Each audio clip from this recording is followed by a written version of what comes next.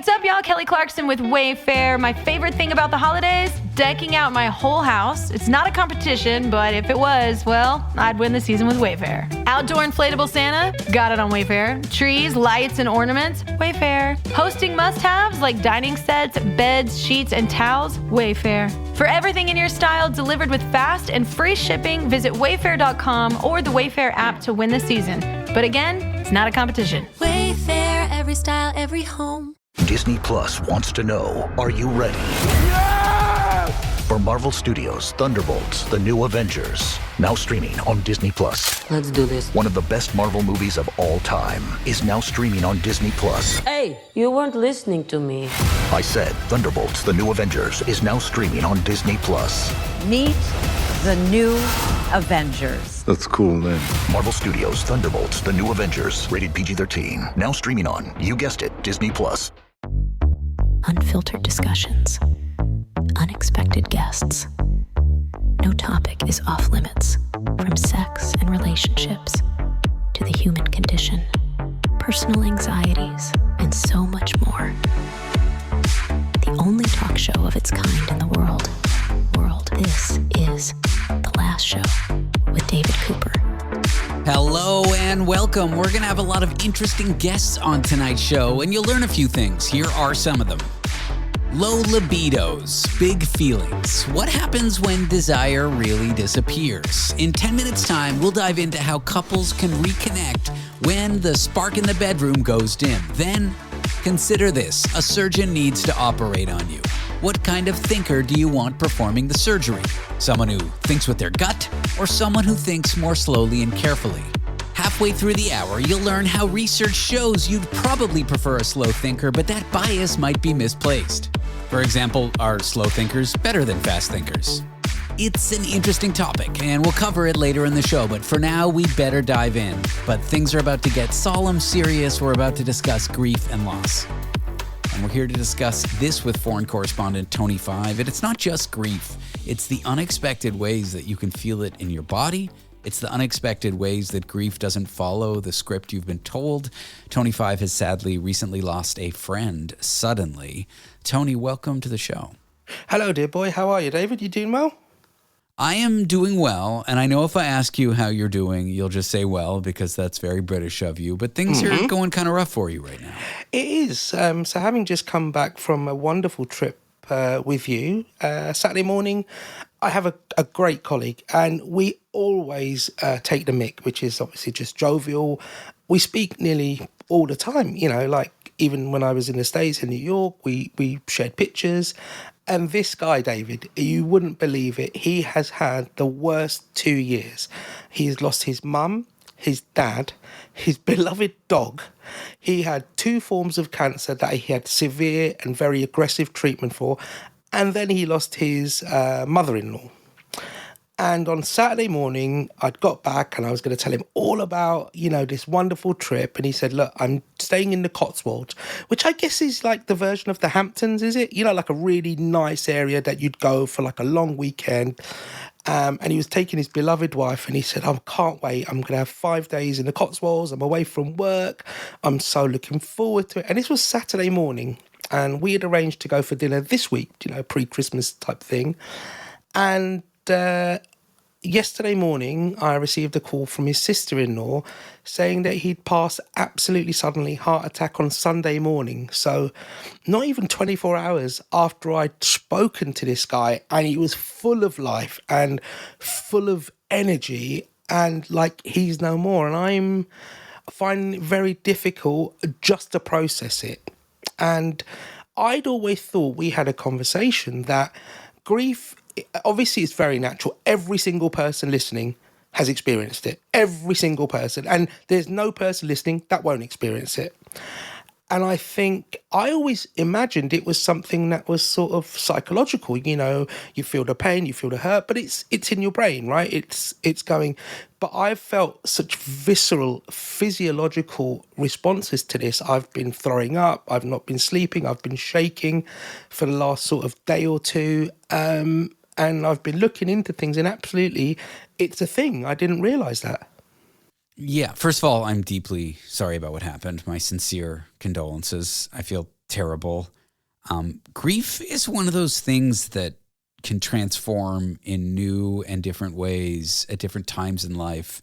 You might lose somebody or something and it manifests one way, and then the next time it happens, it's like a completely new experience. So this idea that it's hitting you in a way that it never has before is actually, that in and of itself is not uncommon.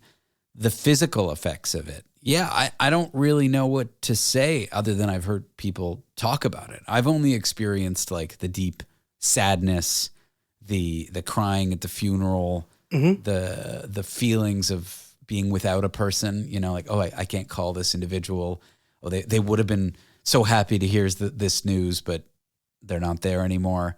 I've never experienced that, and I'm worried for you, but I want to make sure you're not too hard on yourself about it, because that sounds normal to me. It is normal to a certain degree, but I think for me, having gone through what I've gone through before with mental health, I don't want it to tip me over the edge, and talking about it with you, I think is way more positive than I would have done. I would have just said, David, I can't come on the show. I'm so sorry. Give me a week. And I would have hidden away. In fact, today, doing just normal tasks around the house, I wanted to hide away. I didn't want to wake up. I just wanted to stay in bed. I knew I had to do things, really silly things with the car and the house, and just things, unpacking my stuff from last week. And it all seems so like immaterial now, because I've just lost this guy who was such a big part of my life. It was so, I made him howl with laughter on Saturday. He was coughing and he was howling with laughter, and he said, I've got to go. I'm checking out of this apartment. I'll speak to you later. And in some respects, I'm happy because that's the way we left it. I could hear him laughing. I could still hear him laughing. But today, silly things have happened where I want to text him and say, this is what happened. I mean, he was an up-and-coming music DJ in the UK and, on a local station, and he loved, listening to you. He was like a huge fan of you. He was one of the first people that said to me, oh, I love that guy's voice. And wow. I then told him to get his hearing checked. I mean, well, I think so. And I think he probably had a hearing problem, which was unrelated to his death. But yeah. One of these passages in life that my parents constantly warn me about, even my grandparents who I've lost warn me about, is that as you age, you will lose friends. And you can be warned about it as much as you want. And I don't think anything really prepares you for it. No, I mean, me and you, on a personal level, have never really spoken about that. We've spoken about the effects of it and like the depression and everything like that. But I guess it's something that not a lot of people know how to start, right? Because how do you explain that feeling? Like, I can explain very, very high level. Yeah, the loss, I won't be able to speak to him again. But what I'm feeling inside is really, is very like tangible. I can feel it. Yeah, like my fingers are tingling and my brain is just very numb to a lot of things. And silly little things like are happening, and I'm just trying to sort of keep my head above water. And this is like a very like regular call with a friend, and people are talking and listening to it. But at what stage do you then have something more professional, somebody like a therapist to talk to you about it and guide you through it?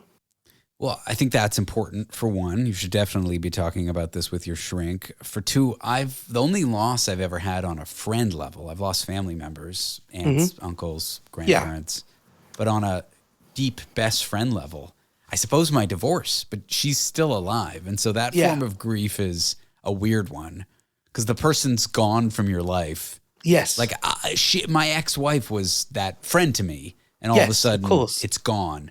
And you grieve it like it's gone, but it's not quite the same. So I don't know what to say to you or how to guide you other than say, it's good we're talking about it, and don't be so hard on yourself. All I can say is just that temptation to treat this grief now as a sign of bad things to come. Don't engage with that temptation, because what you're going through, just like when you lost your dog a few months ago, what you're going through is normal. And it doesn't mean it's a sign that you're in a bad place. I mean, you are in a bad place because of the circumstances, but not necessarily in a mentally unhealthy place. Of course. Don't treat this as a sign of bad things to come. And of course, sometimes the best response is no response. Is just saying, yeah, I get it. You've lost someone and you don't know what to say and you don't know what to do, right?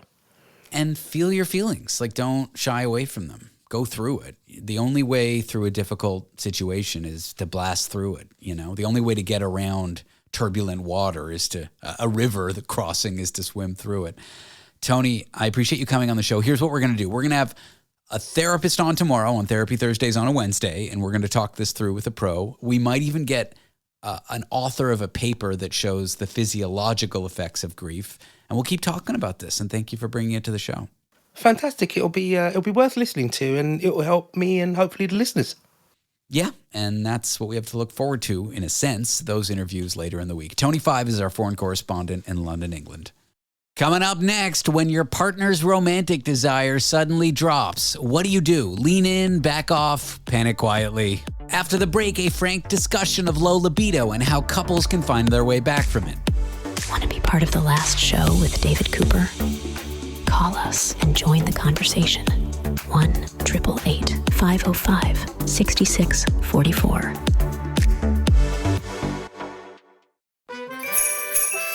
This episode is brought to you by Ulta Beauty.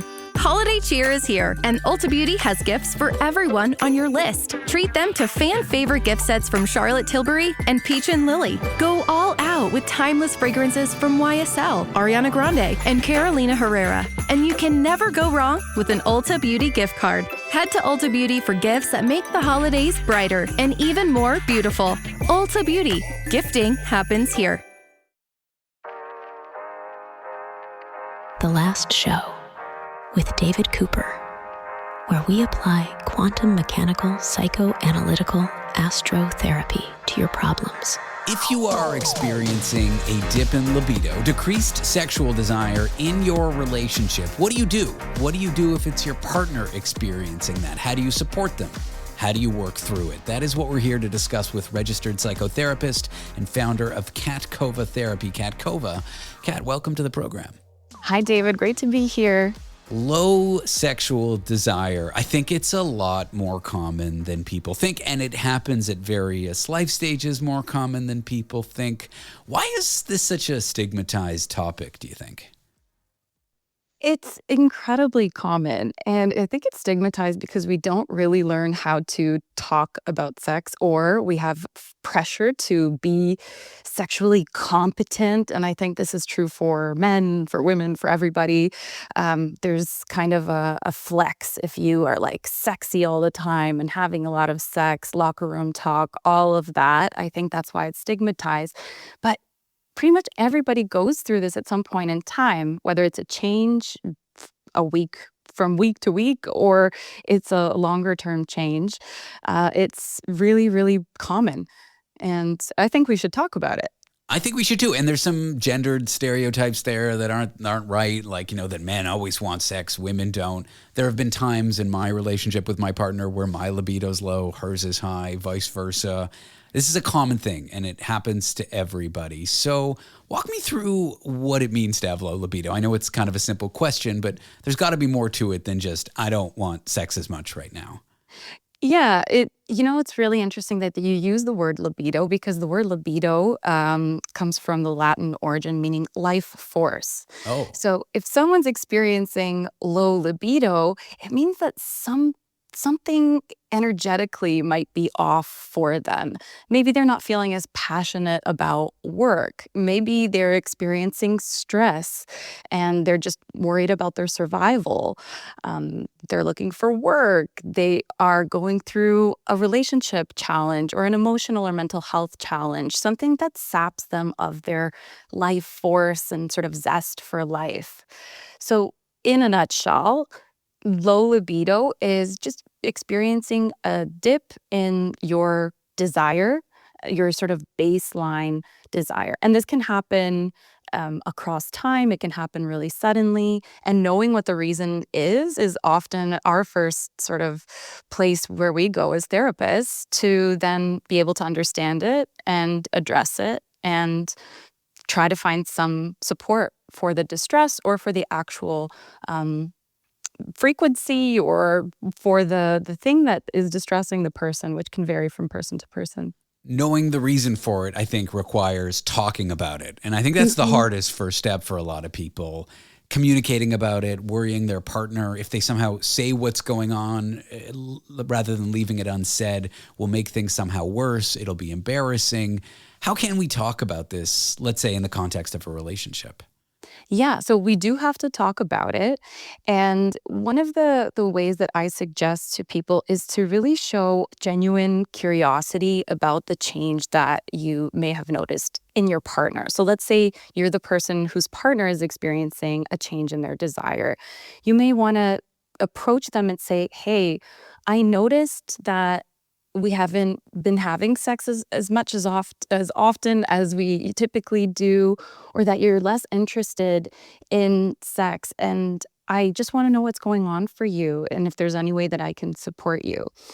And there's actually a really wonderful monk by the name of Thich Nhat Hanh who talks about this kind of invitation into understanding another person's suffering. And he says you should start that conversation with, darling, I care about your suffering. I'm not sure he was talking about sex, but it also applies here. Darling, I care about your suffering, because low sexual desire can actually signal, it's one of the first signs that somebody is going through a health issue, whether that's a physical health issue or a mental health issue. And so they might be, their organism is in sort of an imbalance, right? And enough for another person to notice and say, hey, what's going on? So coming at it from genuine curiosity, not judgment. But a lot of people make this mistake and then it turns into a bigger issue than it needs to be. I love that nugget of wisdom. One negative thing, or something that's perceived as negative as it's portrayed on TV and movies, is that if you're the partner for whom the other has a low sex drive, like we're not having as much sex as I would like, for example, this instinct to take it personally, that it somehow reflects badly on you. You're not attractive. You're not desirable. What would you say to someone who has those instincts to take it very personally and negatively? Yeah, I think I want to just normalize that instinct, because I think it's the first place that people go. But I also think it's the cardinal sin in this issue here, because it immediately kind of brings the focus into a very narrow kind of narrative about what's going on. It's, I'm unattractive, or, like I put on my holiday weight, or, and that's the reason why. We have a tendency to do that. We have a tendency to explain things from our own perspective, or even in an attempt to control the situation, think, what am I doing wrong? What could it be about me so that I can take charge? But really, there's so many things that are outside of our control, including a partner's desire. But there are things that we can do, again, to actually support our partner. So if they're experiencing a lot of stress, can we take on a little bit more around the household? Can we invite them to engage in breaks and activities that would help them to kind of metabolize their stress instead of letting it sort of sit there stagnant? So inviting them on a walk, or cooking them dinner, or just helping them out in general, and showing them understanding, I think, goes a really long way. Are there other strategies couples can use? For example, I've heard of one, and I definitely haven't used it, because if I divulged using this, it would embarrass my girlfriend. So I'm definitely talking about a friend here. But just like when you're totally stressed and don't want to get into it, and you don't want to jump into bed and have sex, just starting. Like, okay, we'll do this for 5 minutes just to try to get into the mood. And then from there, if we want to continue into if my friend wants to continue into a longer session, you do it. Are there strategies like that, like simple tricks that you can employ to try to have sex more frequently? Or is that just oversimplifying things? I love that example about your friend. My friend. Yeah. My friend. Well, I think it's really important to use your words. So what I mean by that is a lot of people will try to kind of get things going by just touching first. And that can kind of be jarring. That can feel unwelcome. Sure. And so, right. And so somebody might actually be interested in, let's try something and let's see how it goes. But it's really important to frame the conversation in a way that says, there's no pressure here. I'm just interested Yes. to see if you would like to try this, how that would feel for you. Would that be welcome? Would you be interested?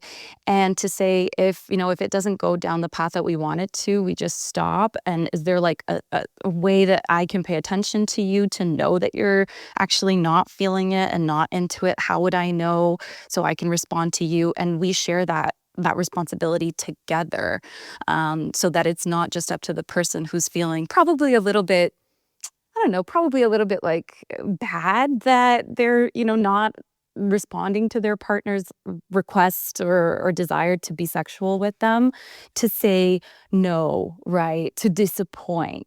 And so I think this is where a lot of people go wrong, where they just kind of like, hey, honey, like, poking their No, partner. my example, I mean, start talking about it, very much consenting and like on the same page, try for 5 minutes. And then if it doesn't work out, don't put too much pressure on that failure kind of thing. Yeah, I could love that suggestion. The value of potentially seeing a therapist or a couples therapist, can that help in certain cases? I really do think it can help. I think one of the biggest misconceptions about therapy is that you have to be in crisis before you go. And so absolutely, and it's just a great place to start a conversation on neutral ground and go towards helping. Well, you can find Kat Kova as founder at Kat Kova Therapy. She's also a registered psychotherapist. Kat, I've enjoyed this chat. Thanks for coming on the show.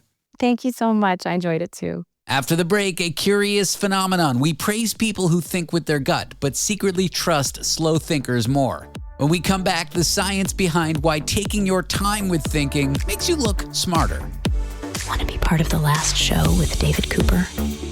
Call us and join the conversation. 1-888-505-6644.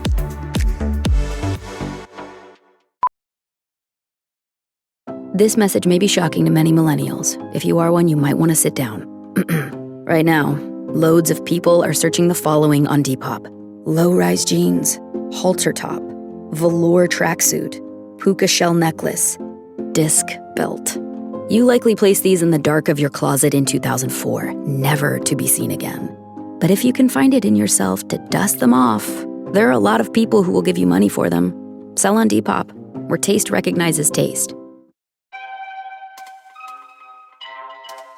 The last show with David Cooper, where we utilize non-linear reverse, inverse, backward thinking protocols. It sounds like this. We really like the idea of people with brilliant gut instincts, but research show that we still see slow, careful thinkers as smarter.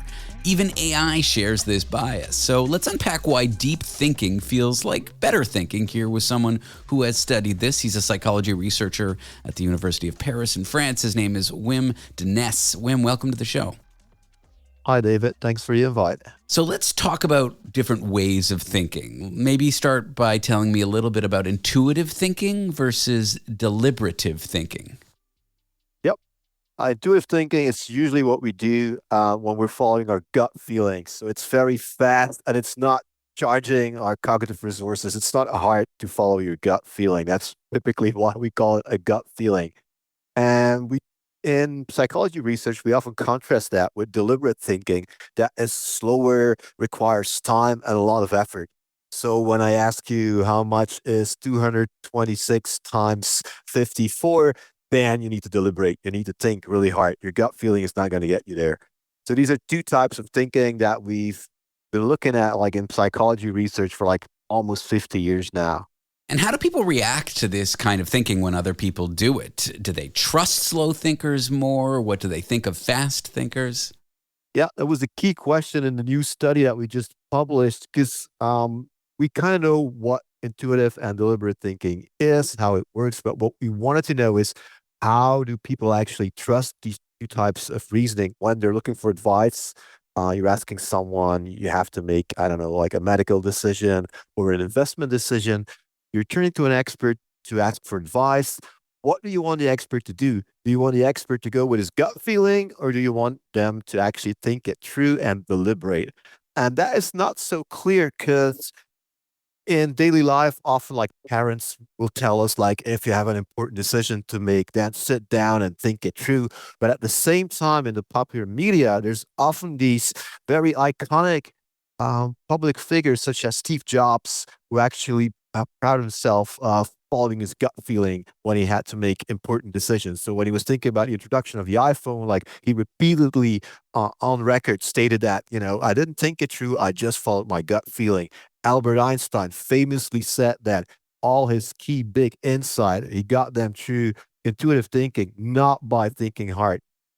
And these examples, also like in Canada, there's like Malcolm Gladwell, the famous best-selling author who wrote this very popular book about like following your gut feelings, and that is often leading to good decisions.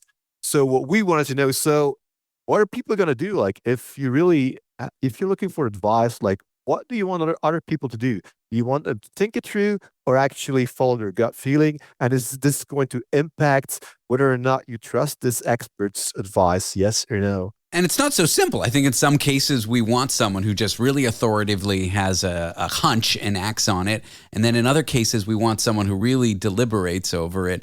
What were some of the biases that you saw around these types of thinking? Well, there was some previous research showing that if you just ask this question in general, then people often seem to prefer deliberation.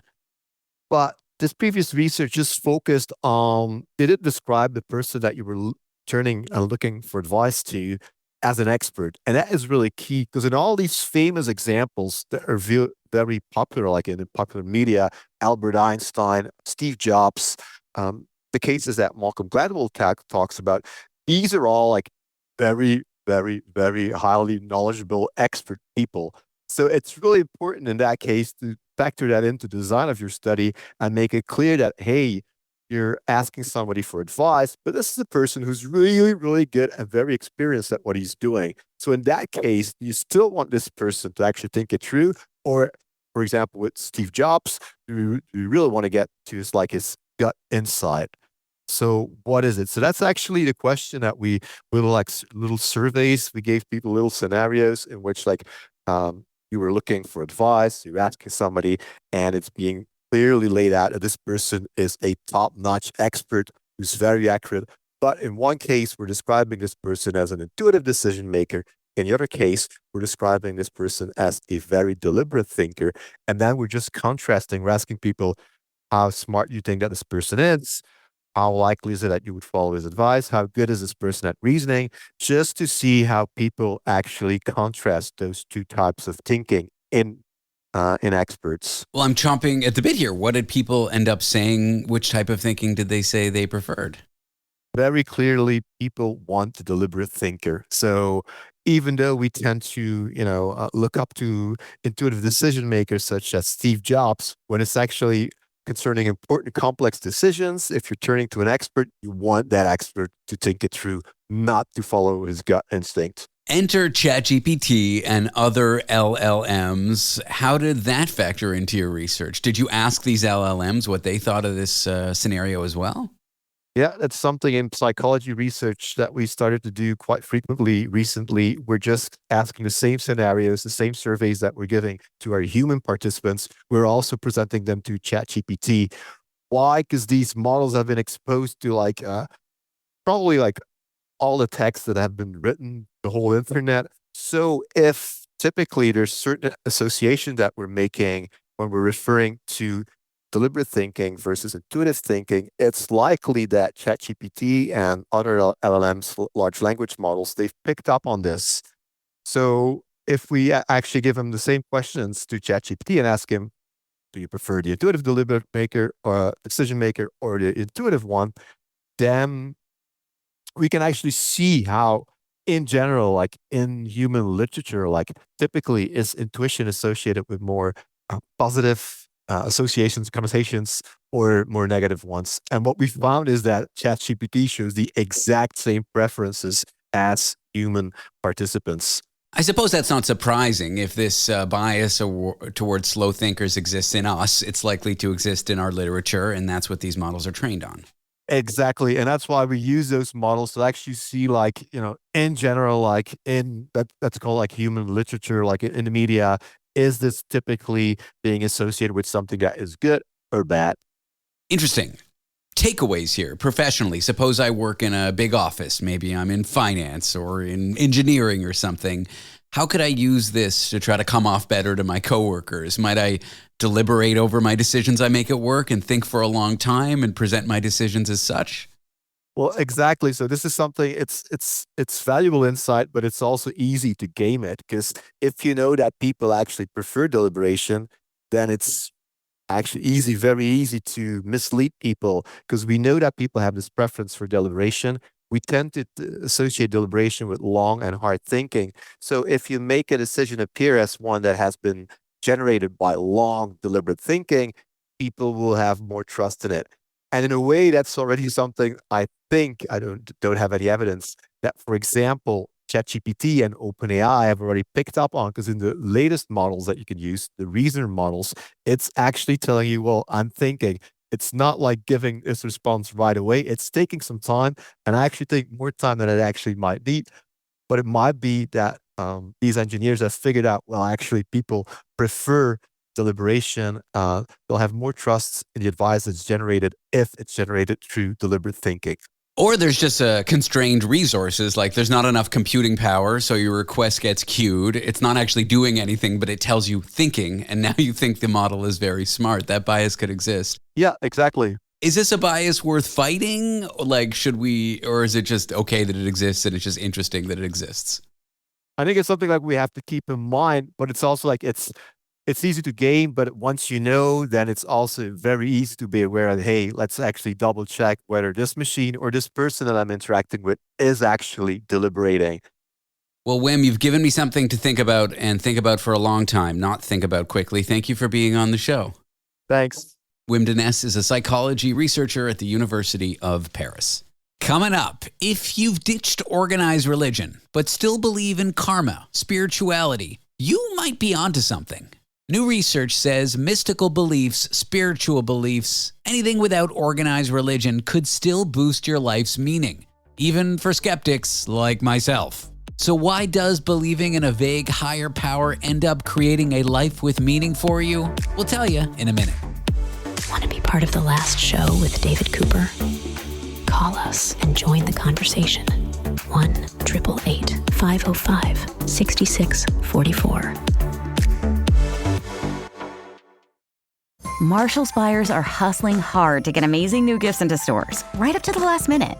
Like a designer perfume for that friend who never RSVP'd, wish list topping toys for her kids who came too, Belgian chocolates for the neighbor, a cozy scarf for your boss, and a wool jacket for your husband that you definitely did not almost forget. Marshalls, we get the deals, you get the good stuff, even at the last minute. Whew. Find a Marshalls near you.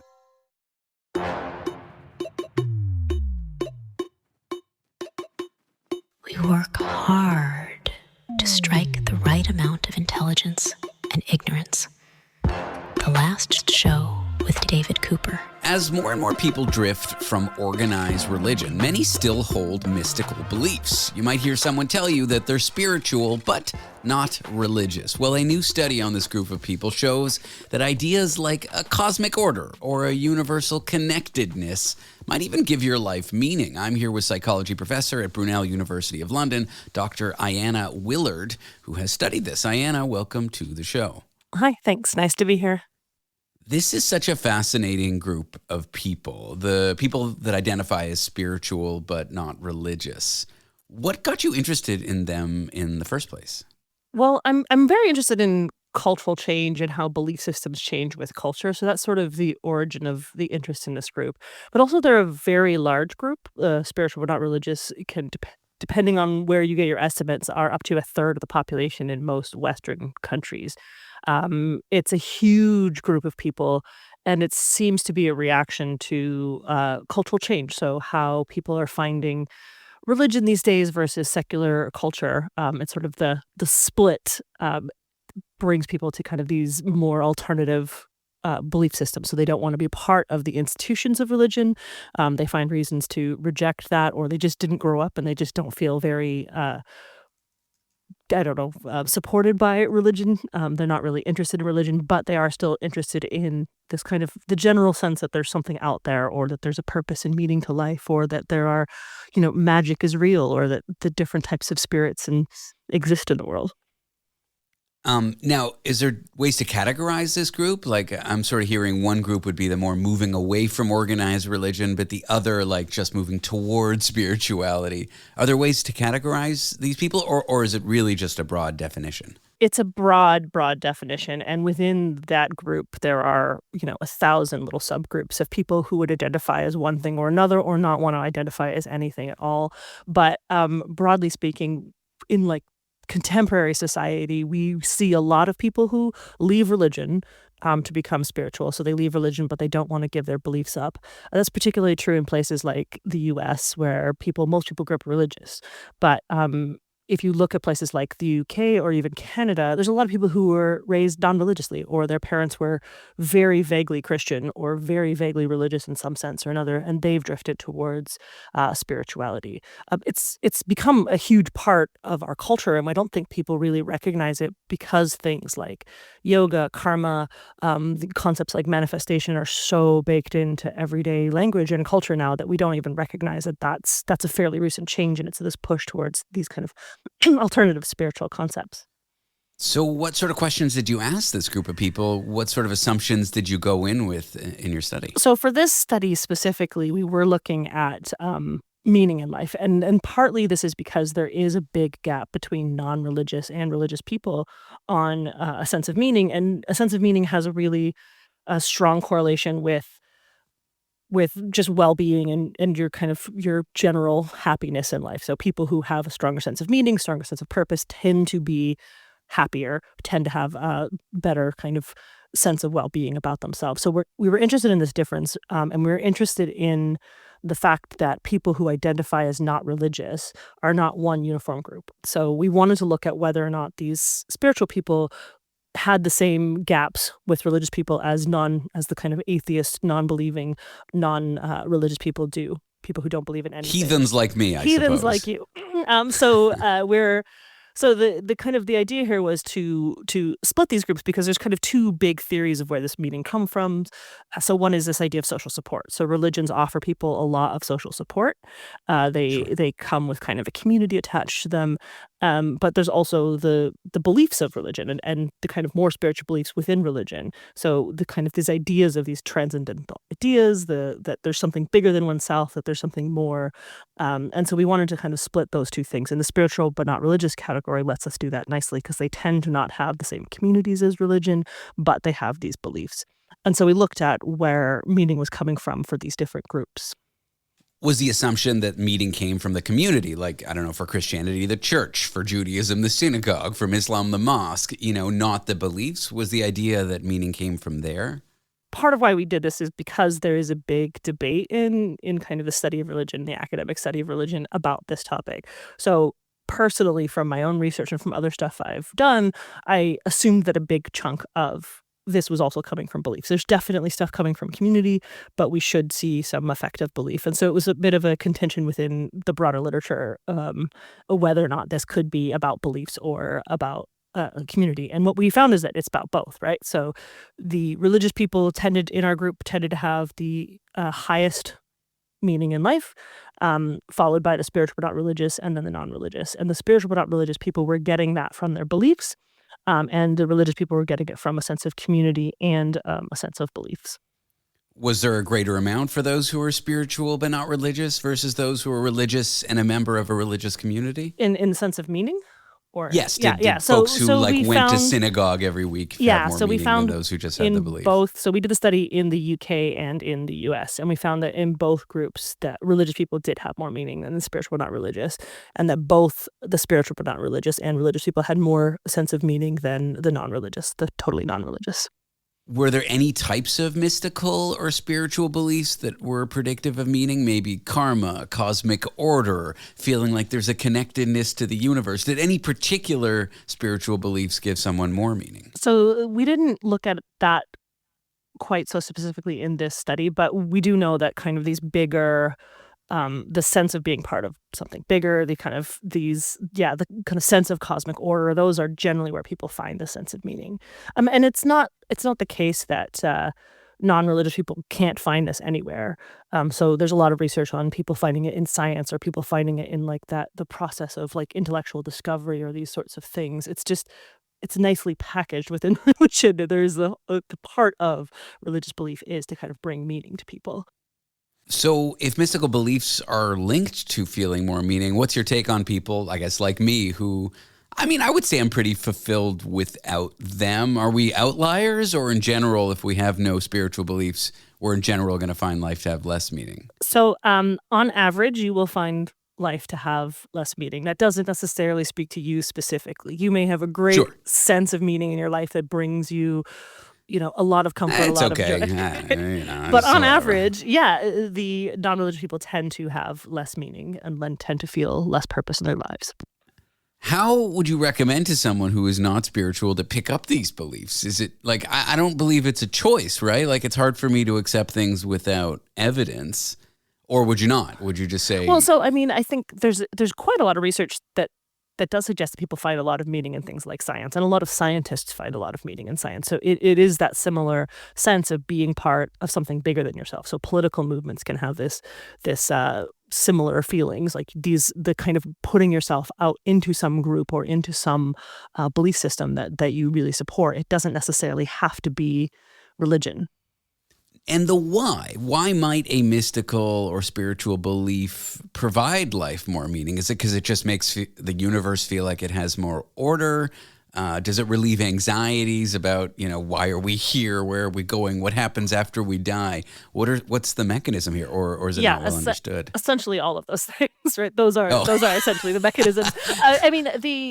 So the kind of sense of order, the sense of knowing what happens, but also helps people cope with good and bad things that happen in life, right? So if you believe in karma, when bad things happen to you, or you can kind of justify this in a sort of a broader cosmic sense that there's or the belief that some bit of suffering will lead to growth or spiritual growth can be very comforting for people and helps them cope with problems.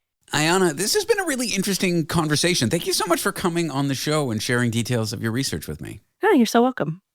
Dr. Aiyana Willard is a psychology professor at Brunel University of London. Coming up next, a wild idea backed by real data. Your willingness to tax the rich. To make sure the wealthy pay their fair share isn't about how much you have in your bank account, but about who's around you. If you only see people like you, you might vote against your own interests. But if wealthy folks are more visible, everything changes. Want to be part of the last show with David Cooper? Call us and join the conversation. 1-888-505-6644. This episode is brought to you by State Farm. Listening to this podcast? Smart move. Being financially savvy? Smart move. Another smart move? Having State Farm help you create a competitive price when you choose to bundle home and auto. Bundling, just another way to save with the personal price plan. Like a good neighbor, State Farm is there. Prices are based on rating plans that vary by state. Coverage options are selected by the customer. Availability, amount of discounts and savings, and eligibility vary by state. Smart, sharp, and slightly unhinged. Late Night's Fresh Perspective. The Last Show with David Cooper. Tax the rich, a popular rallying cry. I think most of us can get behind it, but who we see every day, like the people we interact with, changes how we feel about wealth, fairness, even taxing the wealthy. Visibility, not just inequality, can drive your politics and your emotions. And let's talk to someone who has studied this. She's an associate professor at the London School of Economics and Political Science. Her name is Milena Tsvetkova. Milena, welcome to the show. Thank you, David. Glad to be here. The core idea behind your study, who we see every day shaping how we believe taxing the rich should be done. Walk me through your approach here. Yeah, so the idea is that scientists often measure inequality with the Gini coefficient, but this is not how people understand it. We often compare ourselves to the people we know or the people we see on TV, right? So neighbors, cousins, friends, celebrities. That's all we know. And this is what dictates how we feel about inequality, what we understand about the level of inequality in the world we live in. And in our case, we were also interested in how this might affect our voting for redistribution, our preferences for how we can tax the wealthy. So I've often thought maybe it's the amount of wealth you have is your approach to it. If you're one of the have-nots, if you're not a billionaire, you'd think taxing them was a great idea. But I guess your study shows that most people don't hold this belief, at least not in that way. No, I think social comparison is a very strong force, right? We always want to see how we're doing compared to others. We don't want to be too much standing out, but more than that, we don't want to fall behind too much. And this is a driving force for many decisions of who, for example, where we send our children, what kind of school we send our children to, what car we buy, where we go on vacation. So walk me through the specifics of the study. You used a computational model, you used real human participants. How do you start to figure out what people believe and why they believe it? Yeah, so we had artificial agents, right? We had little bots that we gave them certain preferences. So these were agents who wanted higher wealth for themselves, but also had some preference for fairness. So they didn't want to be too much behind others, and also not too much the wealthy ones in their group. And we also fixed the group that they were observing. So we could manipulate the kind of the friendship groups, and we were interested in how the wealth of your friends or your neighbors could affect, and compared to your wealth, could affect your preferences. So we ran our model, we had some predictions, and then we invited more than 1,400 individuals online to play a game. We managed to put these people in different universes, so to say, in different worlds. And some, they could observe others with similar wealth to themselves. In others, they could observe the rich. And in others, they could, for example, observe only the poor, regardless of what their wealth is. And then we saw how they vote for wealth, for redistribution, for taxation, and what happened to inequality in the group, and what happened in terms of polarization. So were people agreeing on higher taxation, or were they happy with their outcomes? How did they feel about the fairness in the group? Well, what were the answers to these questions? What did you find people ended up coming to believe after going through this experiment?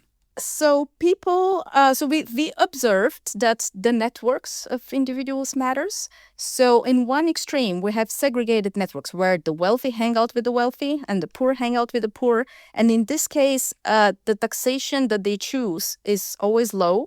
They don't see that there is inequality in the world, and they don't bother redistributing any wealth. In the world where everyone observed the rich, what happens is the rich actually don't care about what they see. They tend to not want to lose any of their money in taxation, but it is the poor who become more sensitive now, and they vote for higher taxation, for higher tax rate. Now, because the poor are majority in society, that's how it works, how the distribution of wealth works, they get to elect the higher taxation rate, and inequality decreases. They become better off. However, there is more disagreement in the group about the taxation rate. There's more polarization. So the rich don't want it. The poor want it. Some of them go to extremes. And also, surprisingly, the poor were actually unhappy about the whole thing in the end. So they were better off, but felt like they're not getting their good deal. This is oddly reflective of how I sometimes see things play out, at least in U.S. politics, where you've got groups who could really benefit from healthcare, who don't have a lot of money and may not have great insurance, but they won't vote for politicians who are in support of, like, I don't know, socialized medicine or at least regulated insurance here. Did you find that your models mirrored reality for some groups, at least in certain countries? Yeah, so our model suggests that one way to increase support for taxation would be to show more wealthy individuals to go all out on exorbitant wealth, so that people realize that there is lots of wealth to be redistributed and we can even it out. Whether that's how it's going to work, We don't know. The thing Probably not. Yeah, probably not. So let's not forget that the very artificial experiment we had a perfect democracy. It was a referendum democracy. Whatever people vote, everyone voted. Everyone got perfectly taxed. There was no tax evasion, and there were no inefficiencies like in the government, right? Like the tax was collected and there were no losses. We know that's not how the real world works, but but this allowed us to at least kind of zoom into this one particular mechanism. One thing I want to mention, this sort of, I guess, paradox around happiness, that when wealth was more redistributed, the poor ended up financially better, but ended up feeling worse about it. Can you say more about this? This one's particularly interesting. Yeah, it is. So I think it's, again, social comparison. So they did not realize that they could have been worse off. They saw that they got some wealth back, right, redistributed, but they saw that there's much more to be taken. There was still big differences between the poor and the rich in our experiment. And so they felt that they're not better off. They felt they were unhappy with what they got. And also they felt that they live in an unequal world. And so what we saw that there's an inherent trade-off in in showing wealth around and increasing taxation, decreasing inequality, but also potentially increasing polarization and making people unhappy. Back to the real world, how might your findings relate to phenomena like social media, where people see extreme wealth pretty much constantly? Is there any takeaways or any relations about that? Yeah, so I think recently we have had a bit of a kind of a backlash against the wealthy. So have been some famous examples such as Jeff Bezos' wedding, Katy Perry's space tourism, the gilded White House in times of financial crisis and crisis of affordability. And our research would suggest that this actually might lead to some changes. People are feeling differently about this, and support for redistribution might increase. Now, learning about your study, knowing that wealth redistribution may benefit me, but I may feel worse about it, could that somehow inoculate me from this comparison effect? Like, could knowing that, hey, we're going to tell you about these wealthy people, but we're going to make society more fair, don't feel too bad about it, can that help? I doubt it. I think we have a gut reaction, honestly, quite often, and just the knowledge is I'm a very competitive person, for instance, and I often compare myself to others, and I know it's not good for my mental health, but I still do it. No, it's an interesting take. Often we say that, okay, just having this knowledge can make you immune from it. But what you're saying in this case, maybe not so much. It's an interesting take. Well, Milena, I've enjoyed this conversation. Thank you for coming on the show. Same here. Thank you very much. Milena Tsvetkova is an associate professor at the London School of Economics and Political Science. Up next, romantic cheating. Boo. Why do people do it? Can your parents' relationship you saw growing up actually determine whether you'll cheat? Why do some people stray and others not? That in a minute. Want to be part of the last show with David Cooper? Call us and join the conversation. 1-888-505-6644. Coca-Cola. For the big, for the small, the short, and the tall. Peacemakers, risk takers. For the optimists, pessimists, for long-distance love, for introverts and extroverts, the thinkers and the doers, for old friends and new. Coca-Cola, for everyone. Pick up some Coca-Cola at a store near you. For those who know that questioning everything includes questioning this show's existence. The Last Show with David Cooper. Romantic cheating and the forces that shape it. Things like family history or attachment style. and the intimacy you either have or don't have with the partners you date. Why do some people consider straying cheating? And how much of that story begins before you even start dating the person you cheat on? Well, I'm here with someone who's researched this. She's a psychology professor at Koç University in Turkey, and her name is Gizem Erdem. Gizem, welcome to the show. Hi, thank you. I'm very happy to be here. I'm happy to have you. What drew you to the idea that infidelity, when people cheat, is not just shaped by them, but maybe their family histories and relationships they've had prior to the one where they do the cheating? hmm Well, I'm trained as a couple and family therapist. So I did my PhD in that field. So I'm a licensed clinician and a supervisor in addition to serving as a faculty member at psychology department. And infidelity is a very common issue that people bring to couples therapy. And in couples and family therapy, we work with people, in terms of understanding their family of origin stories, their upbringing, basically, the household they grew up in and how the relationships were evolving there and their roles in their families. So I was interested in, with my graduate student, that was also her thesis project, that we were both interested in understanding whether there would be some transmissions from that family, where you grew up in, and the family that you're creating or the relationships that you're creating in your adulthood. So that's where it's coming from, because it's through the stories that we listened, and also it's through the clinical practice, but also, we want to explore that in an empirical way too. So let's look at people's family upbringing and I guess introduce this concept of attachment styles. Can you walk us through it for those who've never heard of it? Side note, only one of them sounds good. The other three are bad. We've got secure, anxious, avoidant, disorganized. I suppose we all want to be secure, but that's not the way that we all grow up, is it? Yeah, not necessarily, yes. Well, attachment, when we say attachment in close relationships, we are referring to the emotional bond that you build with your primary caregiver, meaning the person that was the pretty much the most important person in your life to take care of your needs as you were growing in the first few years of your life. And that creates and shapes your thinking and relating to the world, how you see yourself and how you see others and how you relate to others.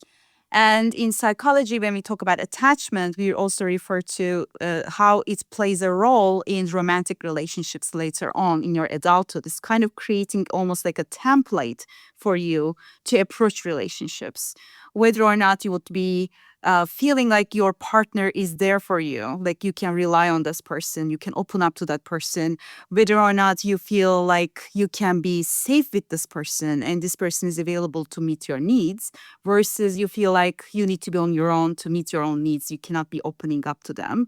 Or if you are insecure, there are different ways of being insecure. So it could be you are anxious and insecure, then in this case, you would be more worried about feeling rejected and abandoned, and that you need to work extra hard to keep that person with you.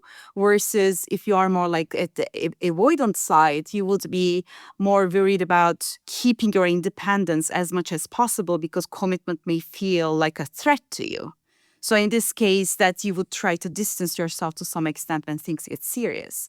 But for people who are securely attached, relationships are more safe and trusting, so they can be more loyal because they can commit to that relationship, they can invest in that relationship because they care for the other and they feel like other person cares for them as well. And they can be ready to understand other person's perspective. So we set these up as templates. We have these kinds of relationships growing up. What can that say about our future infidelity, should we have one? What can that say about our propensity to cheat, if you will? Mm-hmm. Well, that was one of our research questions, actually. In the past, there are some studies related to that. The assumption is that if you are securely attached, then you are more likely to be open to those relationships and you are less likely to cheat. At least you have less intentions to do so. But obviously there are other drivers of that, but at least, you're at lower risk. But for people who are highly anxious or avoidant, cheating can play a role in regulating the relationship. For people who are anxious and insecure, it can be their way of dealing with the fear of being alone. Like there's this potential other person that can be interested in them. Versus if you are more like insecure and avoidant, it may be your way of not being too intimate with the current partner. That you have an eye on someone else. But what we found in our study was that the attachment anxiety wasn't one of the drivers of infidelity intentions. It was rather the avoidance part. But there were also protective factors. If you're really satisfied in your relationship, that if you have emotional and sexual intimacy in your relationship, that would still reduce your likelihood to have those intentions. Okay, moving on to your family background, can observing infidelity in your parents or in the people close to you growing up have an effect on your intention to cheat when you end up in a relationship? We see in our study that plays a role, and that was the most interesting part that we wanted to explore, actually.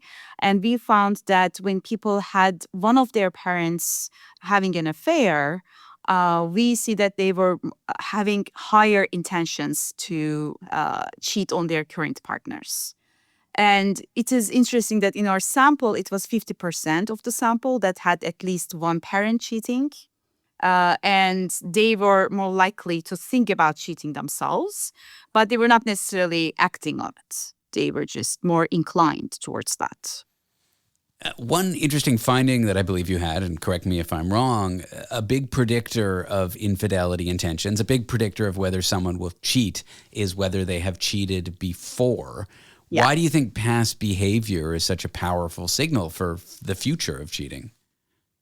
There could be many reasons. It could be that could be related to their way of relating to their current partners in terms of in romantic relationships in general. That could indicate a pattern, and that's one option. Another possibility is that it could be related to an underlying personality dimension. In our study, we weren't exploring personality, like we didn't assess personality. But we see from studies that honesty dimension for personality plays a role in such behaviors. So it could be an indication of a larger issue in terms of not necessarily loyalty aspect, but also the honesty aspect.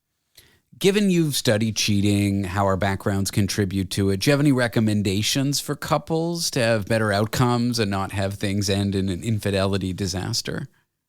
Well, I think I would say, again, coming from the couple and family therapist background, but also the researcher side, we see that when infidelity is like an end result. So we see that it's kind of like serving a purpose. It means that there are red flags in the relationship that are going on for a while, and some needs aren't being met. So that could be emotional or sexual or something else, maybe instrumental needs like support.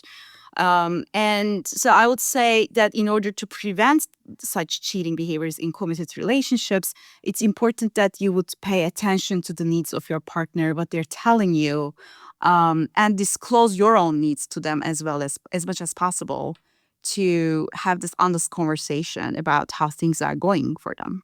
Gizem, I've enjoyed this chat. Thank you so much for being on the show. Thank you. Gizem Erdem is a psychology professor at Koç University in Turkey. Let me quickly tell you about the Last Show podcast. If you heard an interview you loved, you can catch it again on the podcast or listen to entire nights of the show you missed. Finally, there are some bonus interviews on our podcast you won't hear on the regular radio show. All good reasons to subscribe. Here's how. Head to www.lastshow.pizza, that's .pizza, not .com, our website for more details. Coming up after the break. We've all felt our eyelids droop during a meeting. Turns out your brain is sending you messages you shouldn't ignore. So up next, we'll cover why you doze off during the day and surprising tricks to snap you back into reality or just keep you more alert.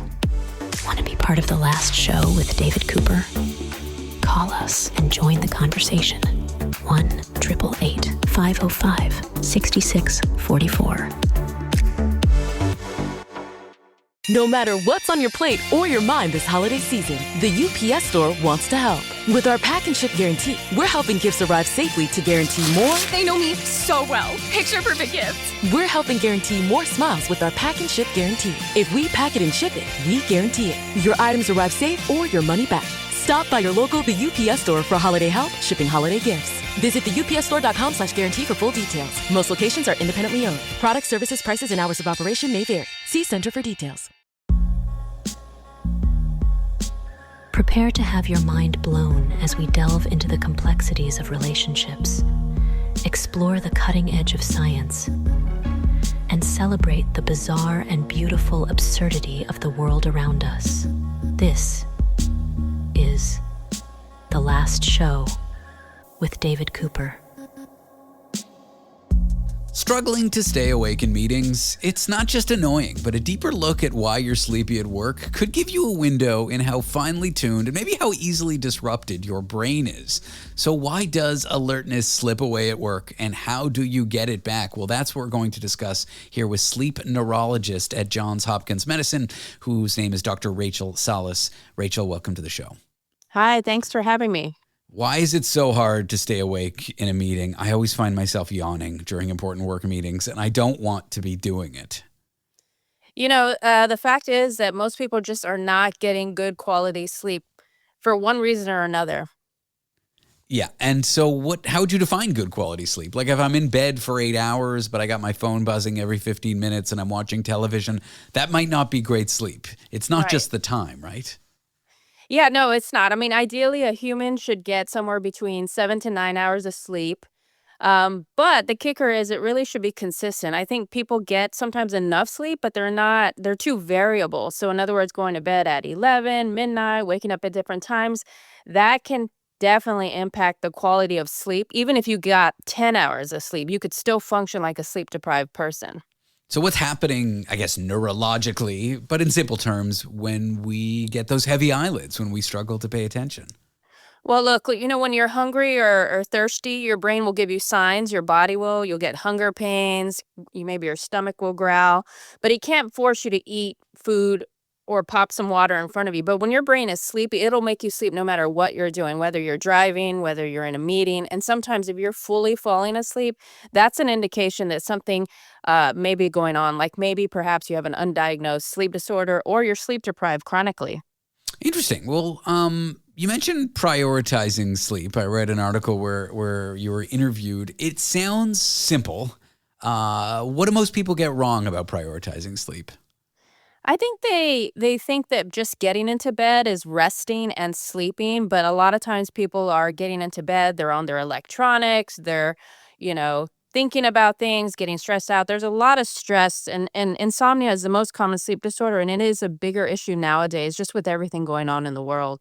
How prevalent is insomnia? Like, do most people have it? I feel like I probably do, even though it's undiagnosed. Yeah, it's the most common sleep disorder that we see in our sleep center. And like I said, like spanning from the pandemic and now just with everything going on in the world, people are just not sleeping well. One tool for me is just getting the technology out of the bedroom. Like I plug my phone in the living room. I don't have it in my bedroom. I have one of those dumb old alarm clocks from the 80s with like an orange screen that goes deet, deet, deet. My girlfriend laughs at me, but I find that helps. But what are some of the other, maybe more rare neurological explanations for feeling sleep deprived? I know just like insomnia is one, but you mentioned there might be some health issues as well. Yeah, so over 80% of people who have obstructive sleep apnea are not diagnosed. So if you're snoring or you think you get enough sleep, but you're still tired and falling asleep, even for a few seconds during meetings, that's an indication that you have some kind of pathological sleep disorder probably, happening. So you would definitely want to talk to your doctor. Okay, enter into our conversation napping. Whenever I nap, I feel like I'm then unable to sleep in the evening, but maybe I'm doing it wrong because I feel like my naps are probably too long. My naps are usually an hour or two, and they really, mess up my rhythms. Are naps good? And if so, how can we take good naps?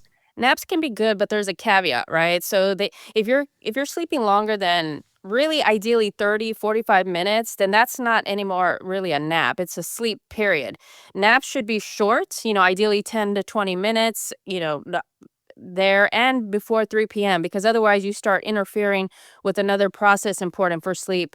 It's called the homeostatic drive, which works with the circadian rhythm.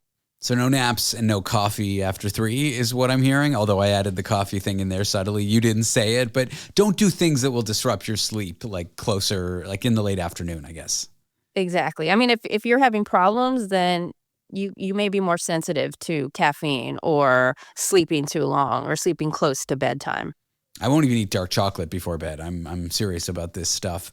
How do naps boost our alertness? Well, if you take a short nap and again keep it kind of earlier in the day, it'll help kind of pay back some of this chronic sleep deprivation that people most of the time have, right? So either people have an undiagnosed, untreated sleep disorder they're not aware of, or they are aware that they're sleep deprived. So getting this little kind of payback nap strategically can be very helpful. Exercise. I feel like on days where I walk 10,000 steps or more, I sleep better. Does light exercise or a brisk walk, can that help us feel more alert during the day and help with sleep deprivation? Oh, of course. Yeah. Exactly that. Having maybe walking meetings, taking a walk around lunchtime, all of that can be helpful, especially if you're sleep deprived. And what's going on when we do that? Are there chemicals released that help our brain in activating and deactivating? Yeah, I think there's just a number of things going on, even just changing your body temperature and getting out in nature. There's just so many factors that can impact, your alertness and whether or not you're sleepy. Especially after lunch, there's something called the postprandial dip, and it's a natural dip in our circadian rhythm. So it's not unusual for many of us to feel a little sleepy around lunchtime and after. Phrase of the day, postprandial dip. I'm just going to start working that into conversation. I used to work overnights in radio and my sleep was always messed up. I'd sleep during the day. I'd be awake in the evening. I found just before the show started, I'd throw some cold water on my face and it would help me be more alert. I don't know if that's a placebo effect or what. Does that help? Like things like that to kind of help you stay alert? A cold shower maybe? Oh, yeah, definitely. Definitely. I mean, anything that you can do just to kind of cause some stimulation. People can even massage their face. They can just get up, do some stretches, anything to, increase alertness, especially around lunchtime, can be very helpful.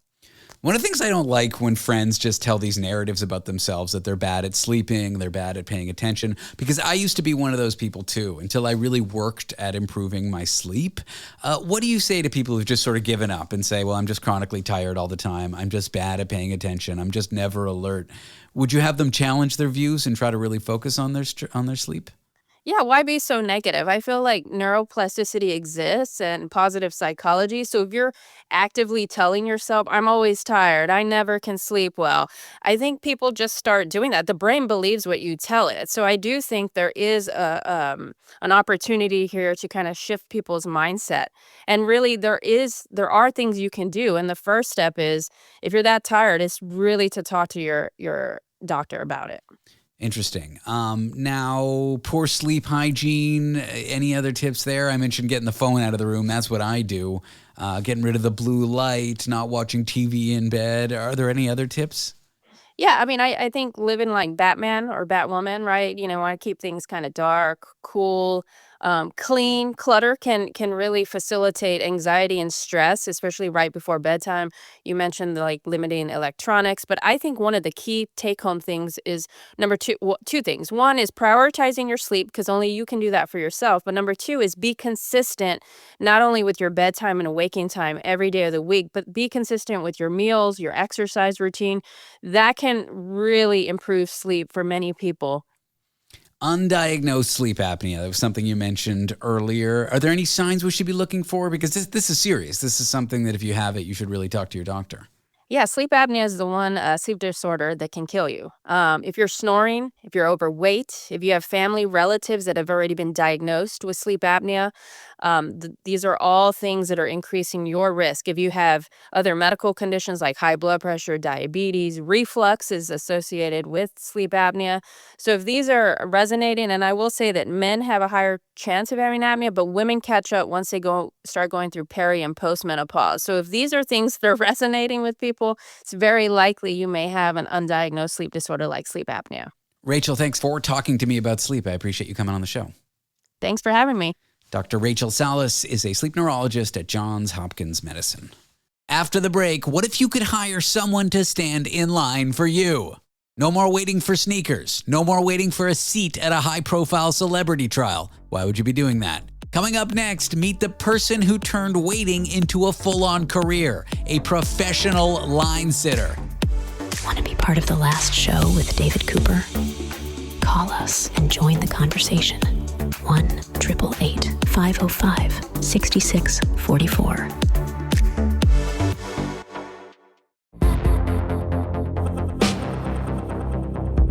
When the day is done, we're just getting started. The last show with David Cooper. Do you hate lines? Do you have some extra money? Well, I have just the ticket for you, a professional line sitter. I am here with one, someone who turned line standing into a full-blown career. Things like seating at a celebrity trial, shoe sales, even restaurants that don't take reservations that you gotta wait for. People will pay for anything. I am here with one, Gigi Principe, who's a manager at Same Old Line Dudes, a line sitting company. Gigi, welcome to the show.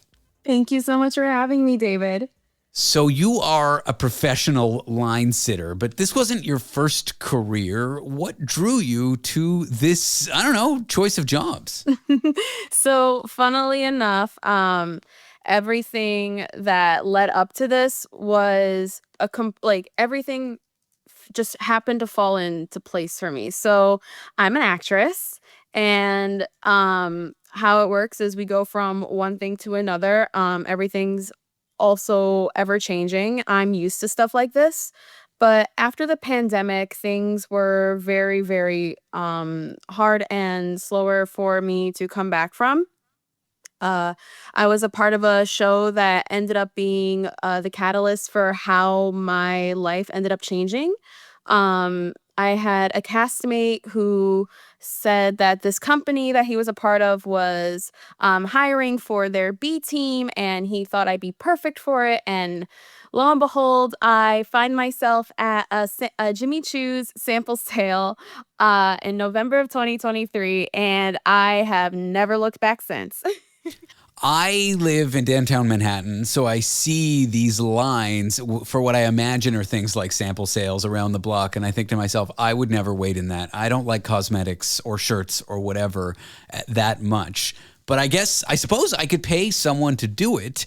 What are some of the things that you end up lining up for on a day-to-day basis? You know, I feel like I should start keeping a list, but off the top of my head, sample sales, Broadway rushes, restaurants that are notoriously hard to get into, celebrity trials. That was one that I was so shocked about. And even some lines that are even outside of the state. Can you even believe that? This year, twice I've done it outside of New York City. You've been shipped out of state to wait in a line. Yes. And I suppose if you flew, you had to wait at security, wait to get on the plane. I mean, life is really about waiting when you get down to it. Truly is. What happens when you get at the front of the line? You swap out with the client? So how it usually works is we are before the line, even before anything even starts. So in a perfect world, we would be in line for you until 15 minutes before the event starts, or if it's a restaurant, we'll put the name down for you. So the convenience of it is you had spots in line and all you had to do was just swap out. But I imagine like at a sample sale, if you're waiting and I'm waiting behind you for, let's say, 2 hours, and then someone comes and swaps with you really quickly, are there ever any mini conflicts being people saying, hey, you can't do that? You would think, but the beauty of what our company does is we are very strict with what we call a 1-to-1 ratio. So if you have, let's say, if you see two people that say line dudes with the hats, you'll see that they're waiting in line for two people. So it makes it fair. So you're not losing your spot in line. You were just swapping out people. So if you see number 3 and 4 and you're number 5, you're still number 5. Got it. All right. So that prevents the argument right there. Are there any mysterious lines that you have to wait for that you don't quite know what's going to be at the end? You know, that's a really good question off the top of my head. There have been a few like pop-ups, like things that I don't know exactly what exactly it's for until like days later I'll like see an article, be like, oh, that's what that was. Oh my gosh. So on to the clients, like what are they most willing to pay for? What are some of the key things that people are willing to use your service for? Anything and everything. Convenience, accessibility. We help people get Broadway tickets. We help with really, really hard restaurant reservations if they're on a busy work schedule and they can only be available at certain times. It's a service and convenience, basically. Got it. Now, how do people generally view your job when you tell them about it? Like friends, family members? They're shocked. Why? I love telling people what I do because they're genuinely shocked that people do this and people will do this. And I think honestly, this is one of the most fun, the most eye-opening, it's really fun when you get down to it when I'm with my team. The team I have with me really helps shape how the line will be if we have multiple people, which thankfully a lot of the times we do have multiple people. Now, I know discretion is important. I imagine that's part of what people are paying for. My girlfriend used to be a host at a restaurant, and she said she would meet line waiters or line sitters, and only at the very end would the celebrity show up in the line. But you must get to work with some pretty high-profile clients. I'm sure you won't mention them, but it must be cool working with celebrities. I don't think you want to know something? It's so secretive. Even I don't know if I have worked for a celebrity. Even I don't know. Interesting. It's just they know you're there. They swap out with you. They don't tell you much about themselves. Nope. And that's the beauty of it. They just know that the service will be done. And the only thing we can guarantee is someone will be there to wait for you. Are there challenges of the gig? For example, like when the new iPhone gets released, I remember in the past, I don't think people do it anymore, but people camp overnight in lines. Have you ever had to do that? Yep.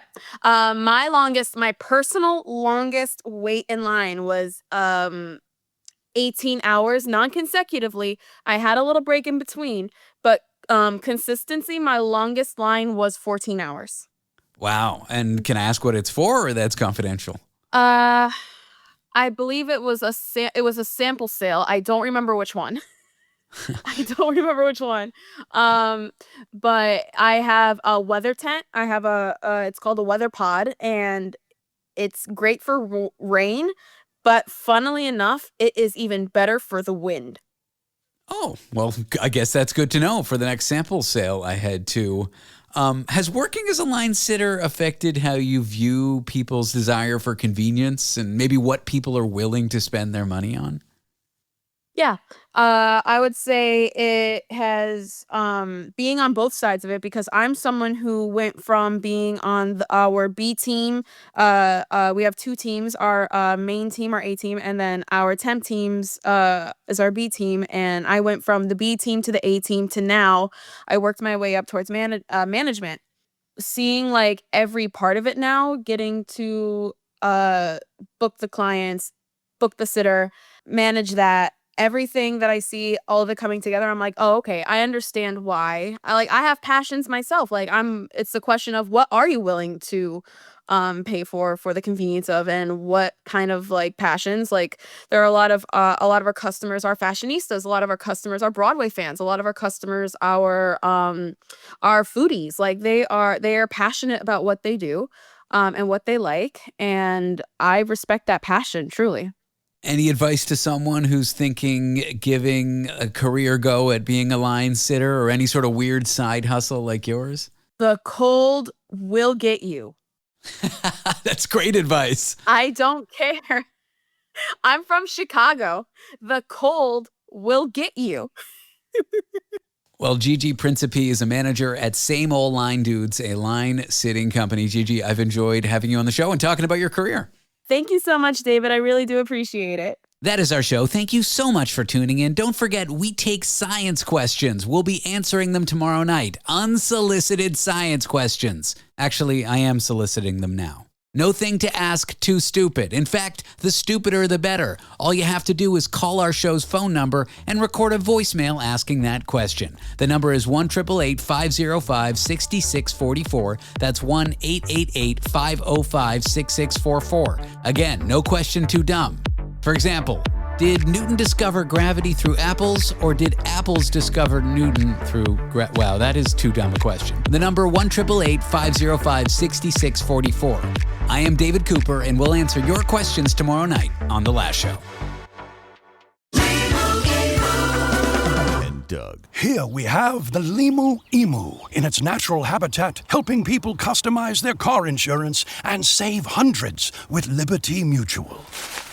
Fascinating. It's accompanied by his natural ally, Doug. Limu, is that guy with the binoculars watching us? Cut the camera. They see us. Only pay for what you need at libertymutual.com. Liberty, liberty, liberty, liberty. Savings vary. Underwritten by Liberty Mutual Insurance Company and affiliates. Excludes Massachusetts.